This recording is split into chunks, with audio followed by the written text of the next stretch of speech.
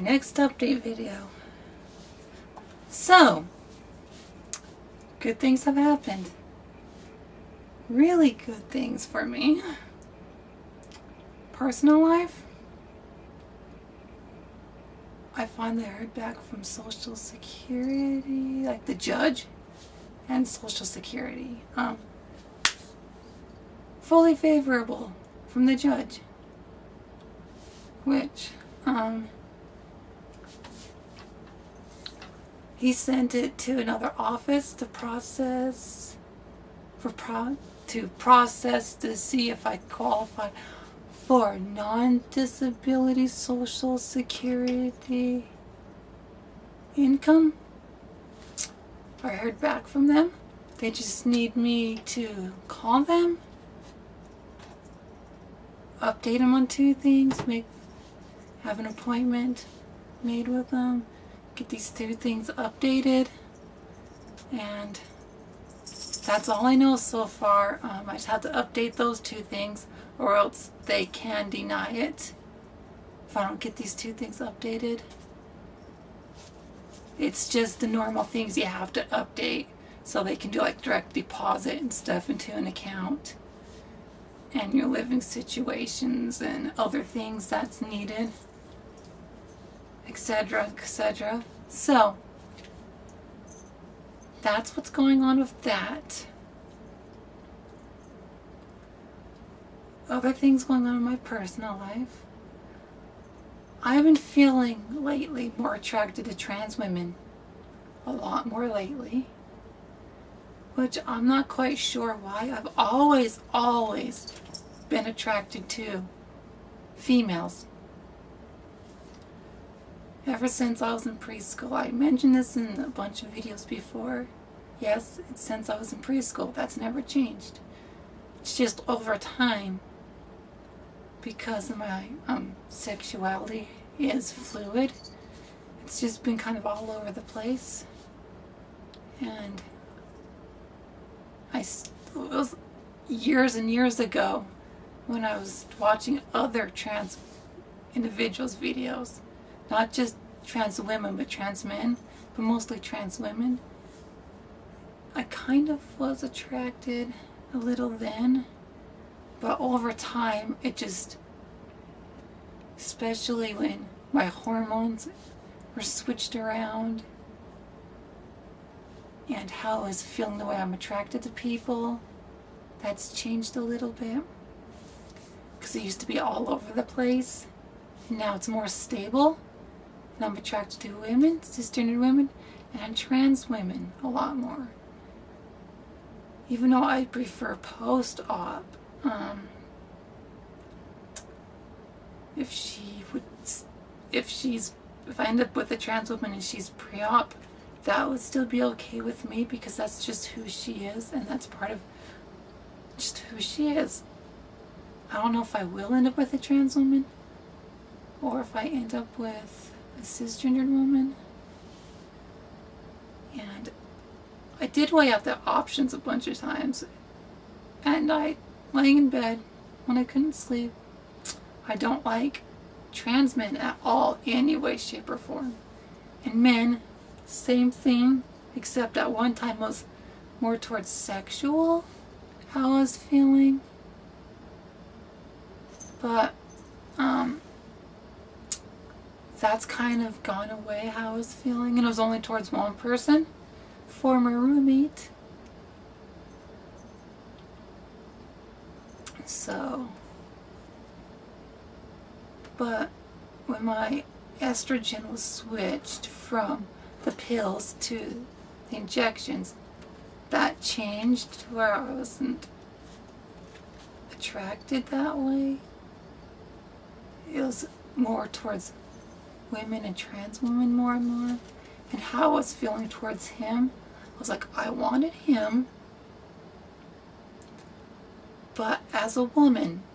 And I was thinking, if he was a trans woman, a female trans woman, that would have been perfect. But since I'm not a trans woman, I'm just not attracted. because I just wanted him as a woman. A pre-op trans woman that way. So, other things, still working on things at the house. So that's why my room is still being filmed here instead of somewhere else. Still a work in progress. Getting things done on that end. So when it does happen, you notice a different location where I'm filming. And I'll mention it then. But other than that, I seen the doctor recently. Had tests done, blood work, and I asked if I could possibly have a test for sexually transmitted diseases and infections. Everything came back normal. I'm happy about that one. It was on my mind a lot since 2018. Or 2019, I should say. It was on my mind a lot. But I'm glad that's okay.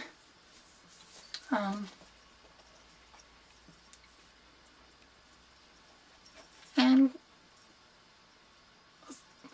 my doctor was talking to me about hormones. Mostly about how I was feeling in progesterone. She was talking to me about the progesterone. She was just mentioning that I could be on every day or stay on the 10 days a month. Like 10 days a month. Because she was saying that some trans women like being on it every day. But then others like being on it 10 days a month because it creates like a period. Like that female hormone cycle. Which I understand that. Because being on it for such a long time, having that cycle like that hormone cycle. And it does feel good, and it feels normal. But the thing was, she also mentioned the only concern she has about being on progesterone every day is gaining weight. Then that just really stuck in my mind that weekend. Or like the next day and that weekend. And I was like, it was a Thursday I seen her. I thought about it on a Friday. I messaged her on that Friday. Monday, from all the research I've done in the past and recently, I've learned that being on progesterone every single day is more beneficial for trans women. There's in different types of ways. Like, it does help with breast growth. It does helps prevent breast cancer, male pattern baldness, and male pattern hair. It stops that, especially with the facial hair.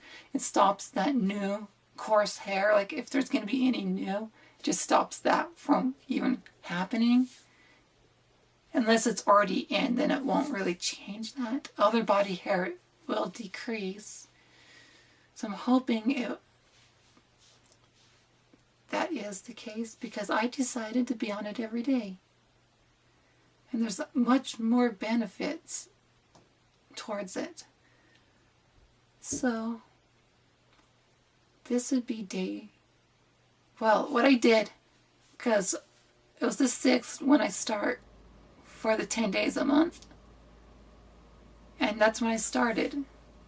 So I was waiting to hear back from when I was still taking during that 10 days a month.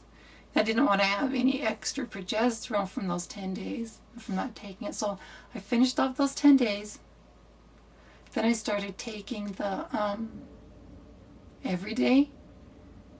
And the 10 days a month, it's 200 milligrams of micronized progesterone. Every day is 100 milligrams of micronized progesterone. And no matter what I said in that medroxyprogesterone video I did, listen to what I'm saying now. Do not take it. Do not take medroxyprogesterone. I do not recommend it. It's a synthetic hormone, and synthetic hormones do bad things to your body. It can, and other things it can do. So micronized progesterone the whole time is worth it. It's better for your body because it's identical to what your body produces, that females produce, so, and what little men produce. So I'm on it every day. So on the 16th, that's when I started the everyday at the 100 milligrams. And it's now the 18th, day 3.